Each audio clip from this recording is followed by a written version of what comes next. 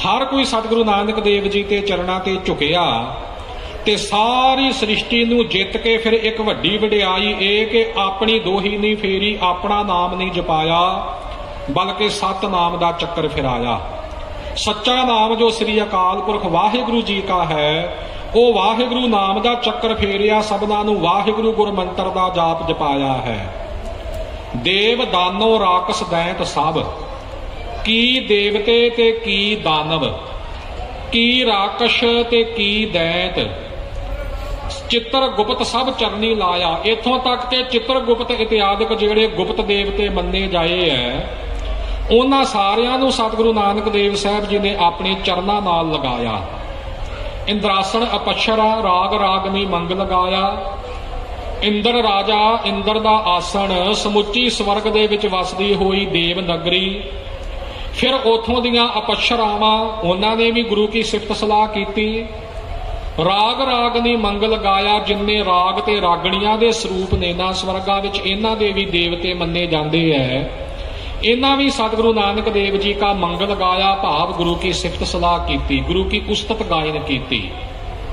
भया आनंद जगत विच कल तारन गुरु नानक आया। सारे जगत विच, सारे संसार विच ही आनंद फैल गया कि धन सतगुरु नानक देव जी कलयुग के जीवां नूं तारन वास्ते संसार ते आए ने। हिंदू मुसलमान निभाया, की हिंदू की मुसलमान सारे निभा ले, सारे अपने चरणों ते झुका ले सतगुरु सच्चे पातशाह जी ने।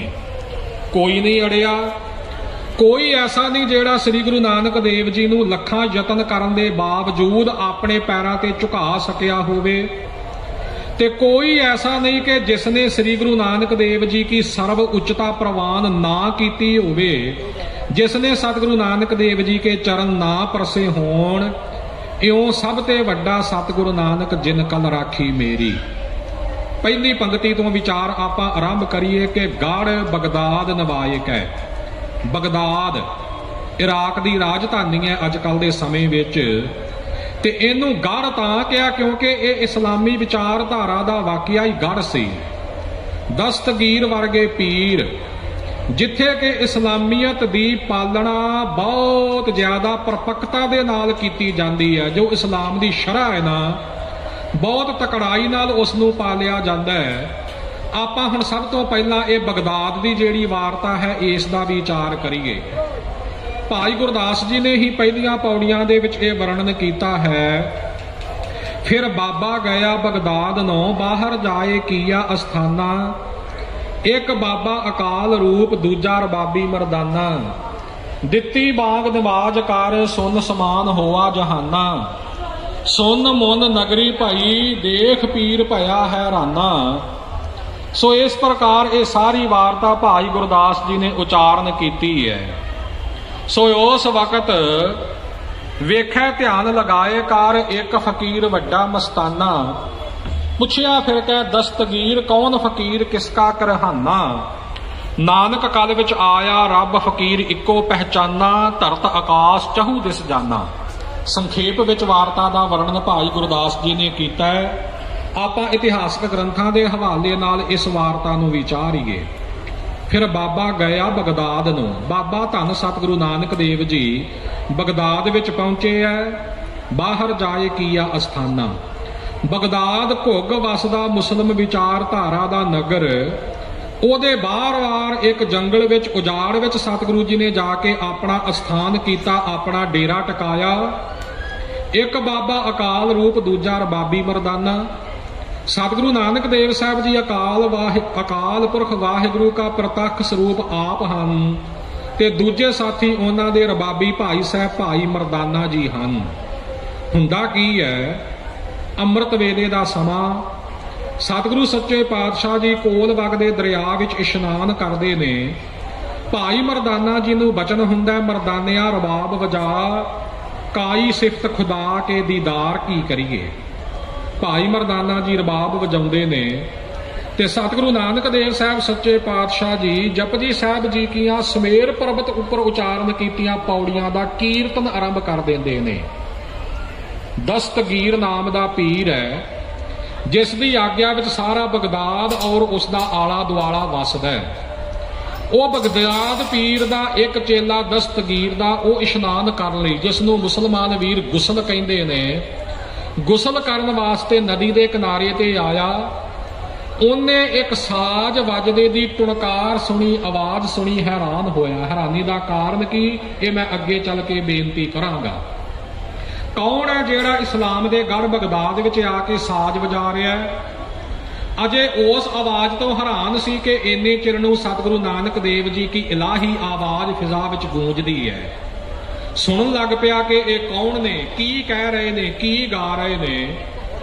ਤੇ ਜਦੋਂ ਬਚਨ ਆਇਆ, ਪਾਤਾਲਾ ਪਾਤਾਲ ਲਖ ਆਗਾਸਾ ਆਗਾਸ, ਓੜਕ ਓੜਕ ਭਾਲ ਥੱਕੇ ਵੇਦ ਕਹਿਣ ਇੱਕ ਬਾਤ। ਉਸ ਵੇਲੇ ਦਸਤਗੀਰ ਦੇ ਉਸ ਚੇਲੇ ਨੇ ਕੰਨਾਂ ਵਿੱਚ ਉਂਗਲਾਂ ਦੇ ਲਈਆਂ। ਲਾਹੌਲ ਬਿਲਾ ਕੁਵਤ, ਇੰਨਾ ਕੁਫਰ, ਇੰਨਾ ਕੁਫਰ। ਜਿਉਂ ਦੌੜਿਆ ਆਪਣੇ ਪੀਰ ਕੋਲ ਪਹੁੰਚਿਆ, ਦੁਹਾਈ ਪਾਉਣ ਲੱਗ ਪਿਆ, ਪੀਰ ਜੀ ਕਹਿਰ ਹੋ ਗਿਆ, ਗਜ਼ਬ ਹੋ ਗਿਆ। ਕੋਈ ਵਿਦੇਸ਼ੀ ਫਕੀਰ ਆਏ ਨੇ, ਵੇਸ਼ ਭੂਸਾ ਤੋਂ ਉਹ ਹਿੰਦੁਸਤਾਨੀ ਜਾਪਦੇ ਨੇ, ਤੇ ਉਹ ਇਸਲਾਮ ਦੇ ਗੜ ਸ਼ਹਿਰ ਬਗਦਾਦ ਵਿੱਚ ਆ ਕੇ ਇਸਲਾਮ ਦੀ ਤੌਹੀਨ ਕਰ ਰਹੇ ਹੈ, ਇੱਥੋਂ ਦੀ ਸ਼ਰਅ ਦੀ ਉਲੰਘਣਾ ਕਰ ਰਹੇ ਹੈ। ਇਸਲਾਮਕ ਸ਼ਰਅ ਸੰਗੀਤ ਨੂੰ ਹਰਾਮ ਮੰਨਦੀ ਹੈ। ਸੰਗੀਤ ਗਾਉਣਾ ਵਜਾਉਣਾ ਇਹ ਇਸਲਾਮੀ ਸ਼ਰਅ ਮੁਤਾਬਕ ਵਿਹਤ ਨਹੀਂ, ਯੋਗ ਨਹੀਂ, ਇਹਦੀ ਮਨਾਹੀ ਹੈ। ਇੱਕ ਤਾਂ ਉਹ ਫਕੀਰ ਸੰਗੀਤ ਵਜਾ ਰਹੇ ਨੇ, ਦੂਜਾ ਗਾ ਵੀ ਰਹੇ ਨੇ। ਤੇ ਗਾਉਂਦਿਆਂ ਗਾਉਂਦਿਆਂ ਉਸ ਫਕੀਰ ਨੇ ਇਹ ਵੀ ਕਿਹਾ ਕਿ ਲੱਖਾਂ ਆਕਾਸ਼ ਤੇ ਲੱਖਾਂ ਹੀ ਪਤਾਲ ਨੇ, ਜਦ ਕਿ ਮੁਹੰਮਦ ਜੀ ਦਾ ਕਥਨ ਹੈ ਕਿ ਕੁੱਲ 14 ਤਬਕ ਹਨ, 7 ਆਕਾਸ਼ 7 ਪਾਤਾਲ। ਜਦੋਂ ਇਹ ਗੱਲ ਸੁਣੀ ਕਿ ਇਸਲਾਮ ਦੀ ਤੌਹੀਨ ਹੋ ਰਹੀ, ਸ਼ਰਅ ਦੀ ਉਲੰਘਣਾ ਹੋ ਰਹੀ ਹੈ, ਦਸਤਗੀਰ ਪੀਰ ਨੇ ਗੁੱਸੇ ਵਿੱਚ ਆ ਕੇ ਨਗਰ ਨਿਵਾਸੀਆਂ ਨੂੰ ਹੁਕਮ ਦਿੱਤਾ ਸੀ ਕਿ ਜਿਹੜੇ ਫਕੀਰ ਆਏ ਬੈਠੇ ਐ ਉਹਨਾਂ ਨੂੰ ਸੰਗਸਾਰ ਕਰ ਦਿਓ। ਸੰਗਸਾਰ ਤੋਂ ਭਾਵ ਕਿ ਪੱਥਰ ਮਾਰ ਮਾਰ ਕੇ ਮਾਰ ਦੇਣਾ। ਲੋਕ ਪੱਥਰ ਚੁੱਕ ਕੇ ਦੌੜੇ ਆਏ। ਇੰਨੇ ਚਿਰ ਨੂੰ ਸਤਿਗੁਰੂ ਗਰੀਬ ਨਵਾਜ ਜੀ ਨੇ ਕੀਰਤਨ ਦੀ ਸੰਪੂਰਨਤਾ ਕੀਤੀ, ਸਮਾਪਤੀ ਕੀਤੀ ਹੈ। ਤੇ ਜਿਹੜਾ ਭਾਈ ਸਾਹਿਬ ਜੀ ਨੇ ਬਚਨ ਕੀਤਾ ਨਾ, ਦਿੱਤੀ ਬਾਂਗ ਨਿਵਾਜ ਕਰ। ਨਿਵਾਜ ਤੋਂ ਭਾਵ ਕਿ ਵਾਹਿਗੁਰੂ ਦੀ ਬੰਦਗੀ ਕਰਕੇ ਬਾਂਗ ਦਿੱਤੀ। ਉਹ ਬਾਂਗ ਕੀ ਸੀ? ਇਹ ਸੀ ਜੈਕਾਰਾ ਜੋ ਆਪਾਂ ਗਜਾਉਂਦੇ ਆ। ਇਤਿਹਾਸ ਦੱਸਦਾ ਕਿ ਸਭ ਤੋਂ ਪਹਿਲੀ ਵੇਰ ਬਗਦਾਦ ਦੀ ਧਰਤੀ ਤੇ ਸਤਿਗੁਰੂ ਜੀ ਨੇ ਗਜਾਇਆ ਸੀ, ਸਤਿ ਸ੍ਰੀ ਅਕਾਲ ਗੁਰ ਬਰ ਅਕਾਲ। ਇਹ ਸੀ ਗੁਰੂ ਕਾ ਪਹਿਲਾ ਉਚਾਰਨ ਕੀਤਾ ਹੋਇਆ ਜੈਕਾਰਾ। ਸੁਨ ਸਮਾਨ ਹੋਆ ਜਹਾਨਾ, ਸਾਰਾ ਜਹਾਨ ਸੁਨ ਦੀ ਤਰ੍ਹਾਂ ਹੋ ਗਿਆ, ਅਫੁਰ ਹੋ ਗਿਆ। ਕੋਈ ਕਿਸੇ ਪ੍ਰਕਾਰ ਦੀ ਹਰਕਤ ਨਾ ਕਰ ਸਕਿਆ, ਮਾਨੋ ਕਿ ਸਾਰੇ ਪੱਥਰ ਦੀਆਂ ਮੂਰਤਾਂ ਬਣ ਗਏ ਹੋਣ। ਐਸਾ ਉਹਨਾਂ ਉੱਪਰ ਪ੍ਰਭਾਵ ਪਿਆ, ਐਸੇ ਉਹ ਮੋਹੇ ਗਏ। ਸੁਨ ਮੁਨ ਨਗਰੀ ਭਾਈ ਦੇਖ ਪੀਰ ਭਇਆ ਹੈਰਾਨਾ। ਨਗਰੀ ਸੁਨ ਮੁਨ ਹੋ ਗਈ, ਪੀਰ ਵੇਖ ਕੇ ਹੈਰਾਨ ਹੋ ਗਿਆ ਕਿ ਇਹ ਕੀ ਬਣ ਗਿਆ, ਇਹ ਕੀ ਹੋ ਗਿਆ। ਹੁਣ ਇਹ ਆਪ ਚੱਲ ਕੇ ਆਇਆ ਹੈ। ਦੇਖਿਆ ਧਿਆਨ ਲਗਾਏ ਕਰ, ਇੱਕ ਫਕੀਰ ਵੱਡਾ ਮਸਤਾਨਾ ਧਿਆਨ ਲਗਾ ਕੇ ਵੇਖਦਾ ਕਿ ਇਹਨਾਂ ਫਕੀਰਾਂ ਵਿੱਚੋਂ ਇੱਕ ਜਿਹੜਾ ਬਹੁਤੀ ਮਸਤ ਅਵਸਥਾ ਵਾਲਾ ਹੈ। ਤੇ ਪੁੱਛਿਆ ਫਿਰ ਕਿ ਦਸਤਗੀਰ ਕੌਣ ਫਕੀਰ ਕਿਸਕਾ ਕਰਹਾਨਾ। ਦਸਤਗੀਰ ਪੁੱਛਦਾ, ਫਕੀਰ ਤੂੰ ਕਿੱਥੋਂ ਆਇਆ, ਤੂੰ ਕੌਣ ਹੈ, ਤੂੰ ਕਿਹੜੇ ਘਰਾਣੇ ਦਾ ਹੈ? ਕਿਉਂਕਿ ਮੁਸਲਮ ਮਤ ਮੁਤਾਬਕ ਫਕੀਰਾਂ ਦੇ ਵੀ ਅਨੇਕਾਂ ਘਰਾਣੇ ਮੰਨੇ ਜਾਂਦੇ। ਤੂੰ ਕਿਹੜੇ ਘਰਾਣੇ ਦਾ ਹੈ? ਤਾਂ ਮਹਾਰਾਜ ਨੇ ਬਚਨ ਕੀਤਾ, ਨਾਨਕ ਕਦ ਵਿੱਚ ਆਇਆ ਰੱਬ ਫਕੀਰ ਇੱਕੋ ਪਹਿਚਾਨਾ। ਨਾਨਕ ਮੇਰਾ ਨਾਮ ਹੈ। ਕਲਯੁਗ ਵਿੱਚ ਉਸ ਪ੍ਰਮਾਤਮਾ ਦਾ ਹੁਕਮ ਵਜਾਉਣ ਵਾਸਤੇ ਆਇਆ। ਮੈਂ ਕਿਸੇ ਦੁਨਿਆਵੀ ਘਰਾਣੇ ਦਾ ਫਕੀਰ ਨਹੀਂ, ਮੈਂ ਰੱਬ ਦਾ ਫਕੀਰ ਹਾਂ। ਰੱਬ ਦਾ, ਰੱਬ ਲਫ਼ਜ਼ ਜਿਹੜਾ ਸਾਧ ਸੰਗਤ ਜੀ ਇਹ ਵੀ ਫਾਰਸੀ ਦਾ, ਪੰਜਾਬੀ ਦਾ ਨਹੀਂ। ਮਿਲ ਜੁਲ ਗਿਆ ਪੰਜਾਬੀ ਦੇ ਵਿੱਚ, ਆਪਾਂ ਨੂੰ ਓਪਰਾ ਨਹੀਂ ਜਾਪਦਾ, ਪਰ ਅਸਲ ਵਿੱਚ ਫਾਰਸੀ ਦਾ ਹੈ। ਰੱਬ ਫਕੀਰ, ਮੈਂ ਰੱਬ ਦਾ ਫਕੀਰ ਹਾਂ। ਮੈਂ ਉਸ ਇੱਕੋ ਪ੍ਰਮਾਤਮਾ ਨੂੰ, ਇੱਕੋ ਖੁਦਾ ਨੂੰ ਪਹਿਚਾਣਿਆ ਜੋ ਕਿ ਧਰਤ ਆਕਾਸ਼ ਚਹੂ ਦਿਸ ਜਾਨਾ।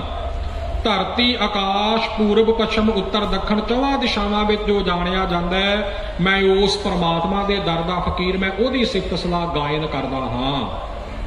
ਤੇ ਜਦੋਂ ਹੁਣ ਇਹ ਸਾਰੀ ਵਿਚਾਰ ਇੰਨੀ ਕੁ ਹੋਈ, ਦਸਤਗੀਰ ਚਰਚਾ ਕਰਨ ਵਾਸਤੇ, ਬਹਿਸ ਕਰਨ ਵਾਸਤੇ ਬੈਠ ਗਿਆ। ਸੋ ਦੋ ਸਵਾਲ ਸਨ। ਇੱਕ ਦਾ ਵਰਣਨ ਤਾਂ ਭਾਈ ਗੁਰਦਾਸ ਜੀ ਨੇ ਵਾਰ ਵਿੱਚ ਕੀਤਾ, ਦੂਜੇ ਦਾ ਜਿਹੜਾ ਵਰਣਨ ਹੈ ਇਤਿਹਾਸ ਵਿੱਚ ਜਨਮ ਸਾਖੀਆਂ ਵਿੱਚ ਆਉਂਦਾ ਹੈ। ਸੋ ਇਉਂ ਜਦੋਂ ਪੀਰ ਪੁੱਛੇ ਫੀਰ ਤਕਰਾਰ ਕਰ, ਇਹ ਫਕੀਰ ਵੱਡਾ ਅਤਾਈ, ਇੱਥੇ ਵਿੱਚ ਬਗਦਾਦ ਦੇ ਵੱਡੀ ਕਰਾਮਾਤ ਦਿਖਲਾਈ। ਤਕਰਾਰ ਕਰਦਿਆਂ, ਝਗੜਾ ਕਰਦਿਆਂ ਦਸਤਗੀਰ ਪੀਰ ਪੁੱਛਦਾ ਹੈ ਤੇ ਮਨ ਵਿੱਚ ਸੋਚਦਾ ਕਿ ਇਹ ਫਕੀਰ ਵੱਡਾ ਅਤਾਈ ਕਹਿੰਦੇ ਬੜਾ ਜ਼ਬਰਦਸਤ, ਬੜਾ ਜ਼ਾਹਰਾ, ਬੜਾ ਸ਼ਕਤੀ ਵਾਲਾ। ਇੱਥੇ ਵਿੱਚ ਬਗਦਾਦ ਦੇ ਵੱਡੀ ਕਰਾਮਾਤ ਦਿਖਲਾਈ, ਬਗਦਾਦ ਵਿੱਚ ਬੜੀ ਵੱਡੀ ਇਹ ਸ਼ਕਤੀ ਵਿਖਾਈ ਹੈ, ਇਹ ਕਰਾਮਾਤ ਹੀ ਵਿਖਾਈ ਹੈ ਕਿ ਸਾਰੇ ਸੁੰਨ ਸਮਾਨ ਹੀ ਕਰ ਦਿੱਤੇ ਹੈ। ਸੋ ਪਹਿਲਾ ਸਵਾਲ ਸੀ ਦਸਤਗੀਰ ਦਾ ਕਿ ਇਸਲਾਮ ਵਿੱਚ ਸੰਗੀਤ ਦੀ ਮਨਾਹੀ ਹੈ, ਤੁਸੀਂ ਸੰਗੀਤ ਕਿਉਂ ਗਾਉਂਦੇ ਵਜਾਉਂਦੇ ਹੋ? ਤਾਂ ਸਾਧ ਸੰਗਤ ਜੀ, ਸਤਿਗੁਰੂ ਨਾਨਕ ਦੇਵ ਜੀ ਨੇ ਜਵਾਬ ਦਿੱਤਾ ਸੀ ਕਿ ਇਹ ਪੀਰ ਸੰਗੀਤ ਮਾੜਾ ਨਹੀਂ, ਸੰਗੀਤ ਜਿਹੜਾ ਇੱਕ ਭਾਂਡੇ ਦੀ ਤਰ੍ਹਾਂ, ਇੱਕ ਬਰਤਨ ਦੀ ਤਰ੍ਹਾਂ ਹੈ। ਭਾਂਡੇ ਵਿੱਚ ਪਾ ਕੇ ਮਨੁੱਖ ਕੀ ਵਸਤੂ ਛਕਦਾ ਇਹ ਉਹਦੀ ਸੋਚ ਤੇ ਨਿਰਭਰ ਕਰਦਾ ਹੈ, ਉਹਦੇ ਵਿੱਚ ਭਾਂਡੇ ਦਾ ਤਾਂ ਕੋਈ ਕਸੂਰ ਨਹੀਂ, ਦੋਸ਼ ਨਹੀਂ। ਜੇ ਕਿਸੇ ਬਰਤਨ ਦੇ ਵਿੱਚ ਕੋਈ ਜ਼ਹਿਰ ਪਾ ਕੇ ਪੀ ਲਵੇਗਾ ਜ਼ਰੂਰ ਬਰ ਜ਼ਰੂਰ ਮੌਤ ਹੋਵੇਗੀ, ਪਰ ਉਸੇ ਬਰਤਨ ਨੂੰ ਸਾਫ਼ ਕਰਕੇ ਉਹਦੇ ਵਿੱਚ ਕੋਈ ਅੰਮ੍ਰਿਤ ਪਾ ਕੇ ਪੀਵੇ ਤਾਂ ਜ਼ਰੂਰ ਬਰ ਜ਼ਰੂਰ ਅਮਰ ਹੋਵੇਗਾ। ਸੰਗੀਤ ਦੇ ਵਿੱਚ ਮਾੜੇ ਖਿਆਲ, ਮਾੜੇ ਗੀਤ ਗਾਏ ਜਾਣ, ਉਹ ਜ਼ਹਿਰ ਦੀ ਤਰ੍ਹਾਂ ਨੇ, ਤੇ ਜੇ ਇਹਦੇ ਵਿੱਚ ਖੁਦਾ ਪਰਮਾਤਮਾ ਦੀ ਸਿਫਤ ਸਲਾਹ ਕੀਤੀ ਜਾਵੇ ਇਹ ਅੰਮ੍ਰਿਤ ਦੇ ਤੁੱਲ ਹੈ। ਇੱਥੇ ਇੱਕ ਮੈਂ ਬੇਨਤੀ ਕਰਾਂ, ਸੋ ਫਾਰਸੀ ਦਾ ਇੱਕ ਸ਼ਾਇਰ ਕਹਿੰਦਾ ਹੈ, ਆ ਤੁਝੇ ਬਤਾਊਂ ਤਾਰੀਖ ਇਹ ਉਮਤ ਕਿਆ ਹੈ, ਸ਼ਮਸ਼ੀਰੋ ਸਨਾ ਅਵਲ ਤਉਸੋ ਰਬਾਬ ਆਖਰ। ਕਹਿੰਦਾ ਐ ਮਨੁੱਖ ਆ ਤੈਨੂੰ ਦੱਸਾਂ ਕਿ ਕੌਮਾਂ ਦੀ ਤਵਾਰੀਖ ਕੀ ਹੈ, ਕੌਮਾਂ ਦਾ ਇਤਿਹਾਸ ਕੀ ਹੈ, ਕੌਮਾਂ ਕਿਵੇਂ ਬਣਦੀਆਂ, ਕਿਵੇਂ ਤਬਾਹ ਹੁੰਦੀਆਂ। ਕਹਿੰਦਾ ਸ਼ਮਸ਼ੀਰੋ ਸਨਾ ਅਵਲ, ਜਦੋਂ ਕੌਮਾਂ ਦੇ ਹੱਥ ਵਿੱਚ ਤੇਗ ਹੋਵੇ ਤੇ ਗਲੇ ਸੰਜੋ ਪੈਣੀ ਹੋਵੇ, ਹੱਥ ਵਿੱਚ ਢਾਲ ਹੋਵੇ, ਤਾਂ ਕੌਮਾਂ ਤਰੱਕੀ ਕਰਦਿਆਂ ਕਰਦਿਆਂ ਅਵਲ ਦਰਜੇ ਤੇ ਪਹੁੰਚ ਜਾਂਦੀਆਂ, ਰਾਜ ਭਾਗ ਦੀ ਪ੍ਰਾਪਤੀ ਕਰ ਲੈਂਦੀਆਂ। ਤੇ ਤਉਸੋ ਰਬਾਬ ਆਖਿਰ, ਜਦੋਂ ਕੌਮਾਂ ਕੋਲ ਤਉਸ, ਰਬਾਬ ਇਤਿਆਦਿਕ ਸਾਜ਼ ਆ ਜਾਣ ਤੇ ਉਹਨਾਂ ਦੀ ਸਾਜ਼ਾਂ ਦੀ ਟੁਣਕਾਰ ਵਿੱਚ ਕੌਮਾਂ ਜਿਹੜੀਆਂ ਨੇ ਉਹ ਗਵਾਚ ਜਾਣ ਤਾਂ ਕੌਮਾਂ ਗਰਕ ਹੋ ਜਾਇਆ ਕਰਦੀਆਂ। ਜੇ ਆਪਾਂ ਦੁਨਿਆਵੀ ਪੱਖ ਤੋਂ ਇਹ ਨੁਕਤਾ ਵਿਚਾਰੀਏ ਤਾਂ ਬਿਲਕੁਲ ਸਹੀ ਹੈ, ਇਹਦੇ ਵਿੱਚ ਕੋਈ ਗਲਤੀ ਨਹੀਂ। ਪਰ ਧੰਨ ਹਨ ਸਤਿਗੁਰੂ ਨਾਨਕ ਦੇਵ ਸਾਹਿਬ ਸੱਚੇ ਪਾਤਸ਼ਾਹ, ਜਿਨ੍ਹਾਂ ਨੇ ਸਮੇਂ ਦੀ ਨਬਜ਼ ਨੂੰ ਪਛਾਣਿਆ। ਜਿਹੜੀ ਚੀਜ਼ ਕੌਮਾਂ ਨੂੰ ਗਰਕ ਕਰਨ ਦਾ ਕਾਰਨ ਮੰਨੀ ਗਈ ਹੈ, ਮੇਰੇ ਦਾਤਾਰ ਪਾਤਸ਼ਾਹ ਜੀ ਨੇ ਕੌਮ ਦੀ ਉਸਾਰੀ ਹੀ ਉਸ ਚੀਜ਼ ਤੋਂ ਆਰੰਭ ਕੀਤੀ। ਭਾਈ ਮਰਦਾਨਾ ਜੀ ਨੂੰ ਰਵਾਬ ਦੀ ਦਾਤ ਬਖਸ਼ਿਸ਼ ਕੀਤੀ, ਸੰਗੀਤ ਵਿਦਿਆ ਦੀ ਦਾਤ ਬਖਸ਼ੀ, ਕੀਰਤਨ ਤੋਂ ਹੀ ਸਤਿਗੁਰੂ ਜੀ ਨੇ ਕੌਮ ਦੀ ਉਸਾਰੀ ਆਰੰਭ ਕੀਤੀ ਹੈ ਨਾ, ਗੁਰਬਾਣੀ ਦੇ ਕੀਰਤਨ ਤੋਂ। ਜਦੋਂ ਸੁਲਤਾਨਪੁਰ ਤੋਂ ਪਹਿਲੀ ਉਦਾਸੀ ਵਾਸਤੇ ਆਪ ਜੀ ਚੱਲੇ ਹੈ, ਬਾਬੇ ਭੇਖ ਬਣਾਇਆ ਉਦਾਸੀ ਕੀ ਰੀਤ ਚਲਾਈ, ਚੜਿਆ ਸੋਗਣ ਧਰਤ ਲੁਕਾਈ। ਭਾਈ ਮਰਦਾਨਾ ਜੀ ਨੂੰ ਸਾਥੀ ਲਿਆ, ਇਲਾਹੀ ਰਬਾਬ ਆਪ ਬਖਸ਼ਿਸ਼ ਕੀਤੀ, ਔਰ ਇਹ ਵੀ ਬਚਨ ਕੀਤਾ ਕਿ ਮਰਦਾਨਿਆ ਕਿਸੇ ਬੰਦੇ ਦੀ ਸਿਫਤ ਸਲਾਹ ਨਹੀਂ, ਸਿਫਤ ਸਲਾਹ ਖੁਦਾ ਦੀ ਕਰਨੀ ਹੈ। ਅੱਜ ਤੋਂ ਬਾਅਦ ਕਿਸੇ ਕੋਲੋਂ ਮੰਗਣਾ ਨਹੀਂ, ਜੋ ਮੰਗਣਾ ਸਾਡੇ ਕੋਲੋਂ ਮੰਗਣਾ, ਤੇ ਆਪਾਂ ਚੱਲੀਏ ਸੰਸਾਰ ਦਾ ਭਲਾ ਕਰੀਏ। ਤੇ ਇਤਿਹਾਸ ਵਿੱਚ ਇਹ ਬਚਨ ਆਉਂਦੇ, ਸੰਗਤਾਂ ਭਲੀ ਭਾਂਤ ਜਾਣਦੀਆਂ।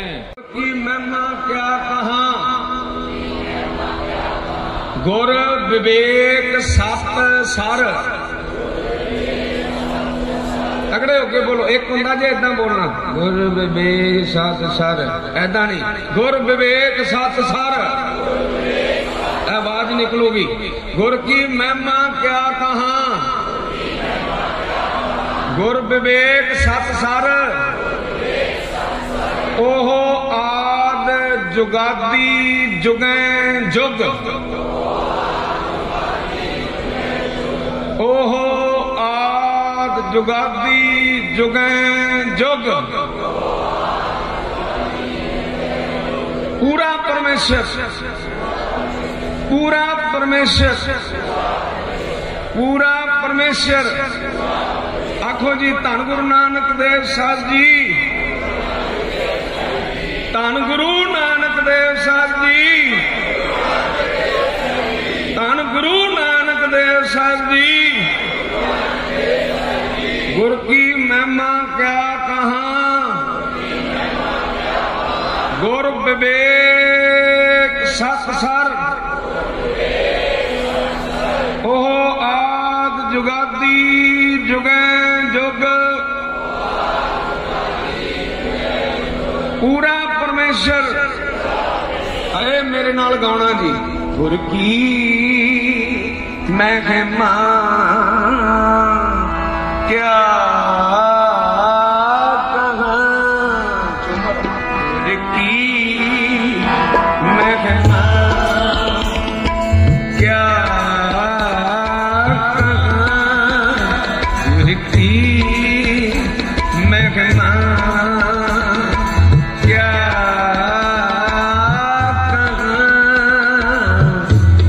विवेक सत्सर, गुरु विवेक सत्सर, गुरु विवेक सत्सर, गुरु विवेक सत्सर। ओहो आद जुगाती जुगे जुग, ओहो आद जुगाती जुगे जुग। पूरा परमेश्वर, पूरा परमेश्वर, पूरा परमेश्वर, पूरा परमेश्वर गुरु की महिमा क्या गुरु की महिमा क्या गुरु विवेक सत्सर, गुरु विवेक सत्सर, गुरु विवेक सत्सर, गुरु विवेक सत्सर। हे वाहेगुरु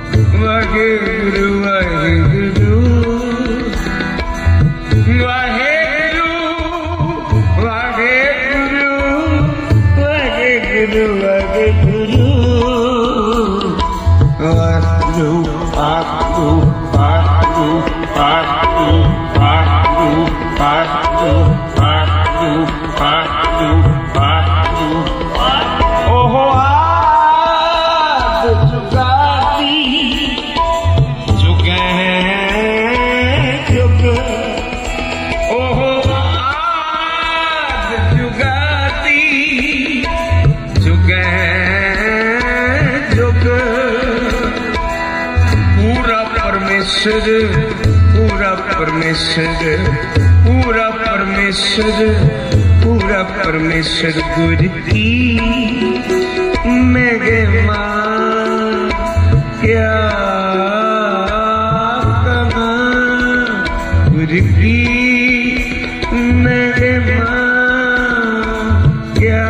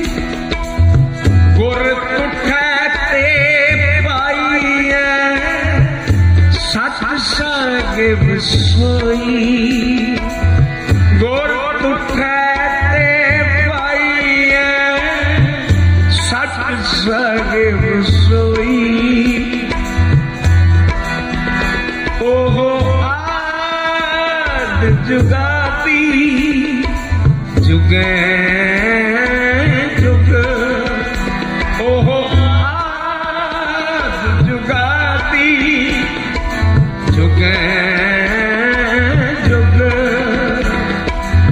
पूरा परमेश्वर, पूरा परमेश्वर, पूरा परमेश्वर, पूरा परमेश्वर गुरु की महिमा क्या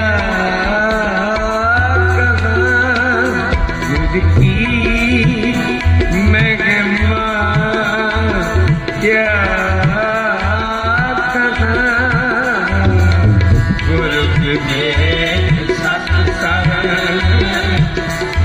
विवेक सत्संग, गुरु विवेक सत्संग, गुरु विवेक सत्संग।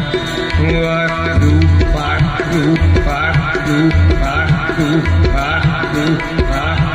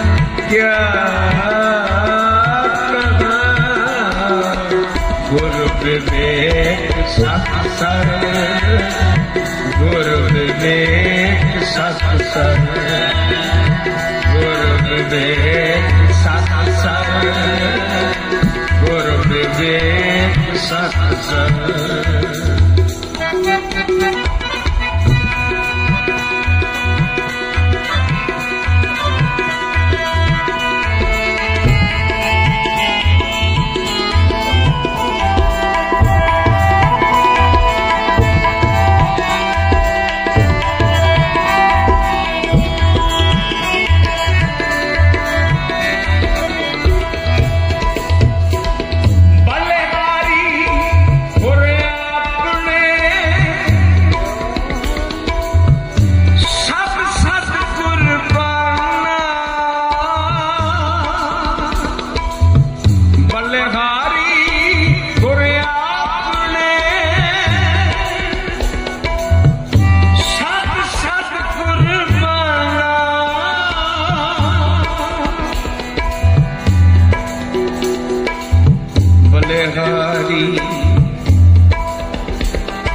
गुर आपने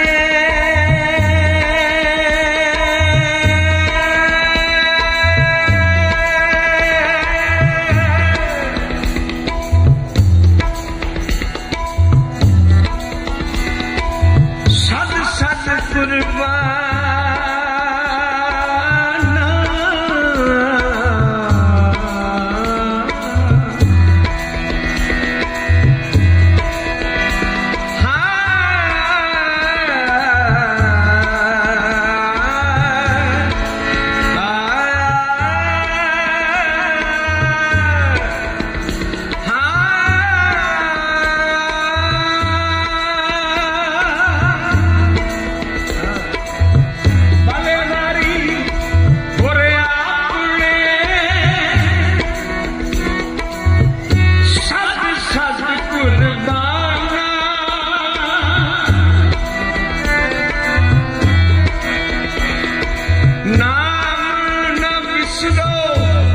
खिन चसा नाम न बिसरो खिन चसा एक कीजे दाना एक कीजे दाना आगे गुरु आगे गुरु आगे गुरु आगे गुरु आगे गुरु आगे गुरु आगे गुरु आगे गुरु आगे गुरु आगे गुरु आगे गुरु आगे गुरु आगे गुरु